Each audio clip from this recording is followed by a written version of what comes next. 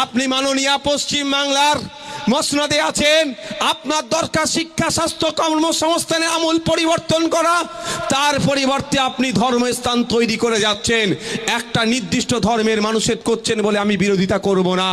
আপনি যদি মসজিদ করেন তারও আমি বিরোধিতা করব, কারণ সরকারের কাজ মন্দির মসজিদ তৈরি করা নয়।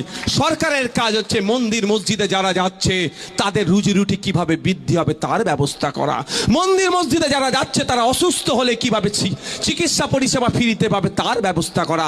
সরকারের কাজ হচ্ছে এই মন্দির মসজিদে যারা যাচ্ছে তাদের পরিবারের বাচ্চাগুলো স্কুলে গিয়ে বিনামূল্যে যাতে সঠিক শিক্ষা পায় তার ব্যবস্থা করা।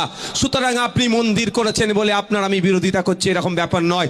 আপনি মসজিদ করলেও আপনারও বিরোধিতা আমি একইভাবে করব। আপনি গির্জা করলে আপনার একইভাবে বিরোধিতা করব। আপনি গুরুদুয়ারা করলে আপনার একইভাবে বিরোধিতা করব। ধর্মপ্রাণ মানুষ মন্দির মসজিদ গির্জা গুরুদুয়ারা যার যেটা ইচ্ছা করবে, ওটা আমার কোনো প্রশ্ন নাই। কিন্তু সরকারের কাজ মন্দির মসজিদ তৈরি করা নয়। সরকারের কাজ নাগরিককে ভালো রাখা, নাগরিকের লাইফ স্টাইলের আপগ্রেড করা। কিন্তু দুর্ভাগ্য আমাদের, আমরা কি দেখছি, সরকার শুধু মন্দির তৈরি করতে ব্যস্ত। বিজেপির সাথে তালে তাল মিলাচ্ছে, কম্পিটিশনে যাচ্ছে, কে কত বড় মন্দির তৈরি করতে পারে, কে কত মন্দির তৈরি করতে পারে।